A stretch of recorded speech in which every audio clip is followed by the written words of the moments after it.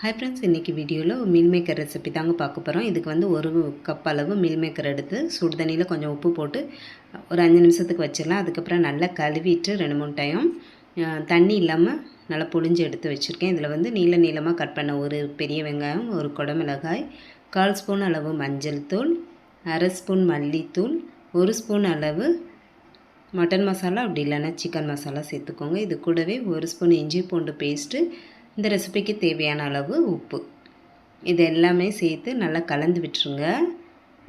நல்லா கலந்து விட்டுட்டு மூடி போட்டு ஒரு 10 நிமிஷத்துக்கு வச்சிடலாம். ரொம்பவே ஈஸியாக அந்த ரெசிபி வந்து டக்குன்னு ரெடி பண்ணிடலாங்க. கிரேவிலாம் வைக்கிறதுக்கு டைம் இல்லை அப்படிங்கும்போது இந்த ரெசிபியை டக்குன்னு ரெடி பண்ணிடலாம். இப்போ மூடி போட்டு வச்சுறேன்.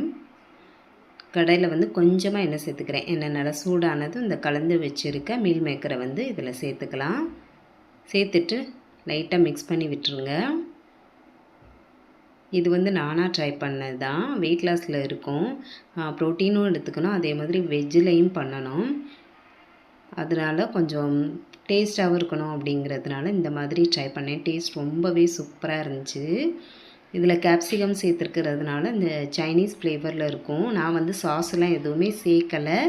உங்களுக்கு சாஸு தேவைப்பட்டுச்சுன்னா சோயா சாஸ், சில்லி சாஸ் இதெல்லாம் சேர்த்து கூட பண்ணிக்கலாம்.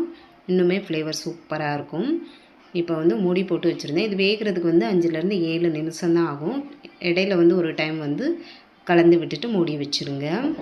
அவ்வளோதாங்க, சூப்பரான மீல் மேக்கர் ரெசிபி வந்து ரெடி ஆயிடுச்சு. இது சாதத்தில் பிரட்டி சாப்பிட்றதுக்கும் நல்லாயிருக்கும், அதே மாதிரி சப்பாத்தியில் வச்சு ரோல் பண்ணி சாப்பிட்றதுக்கும் ரொம்பவே சூப்பராக இருக்கும். குழந்தைங்களும் விரும்பி சாப்பிடுவாங்க, வீட்டில் உள்ளவங்களுமே வந்து நல்லா விரும்பி சாப்பிடுவாங்க. டேஸ்ட்டும் ரொம்ப சூப்பராக இருக்கும். கண்டிப்பாக ஒரு டைம் ட்ரை பண்ணி பாருங்கள். ரொம்பவே ஈஸியாகவும் பண்ணிடலாம். நீங்கள் வெஜ்ஜு சாப்பிட்றீங்க அப்படின்னா கண்டிப்பாக ட்ரை பண்ணுங்கள். இந்த வீடியோ பிடிச்சிருந்தா மறக்காமல் லைக் பண்ணிவிட்டு நம்ம சேனலையும் சப்ஸ்கிரைப் பண்ணி வச்சுருங்க. Bye friends.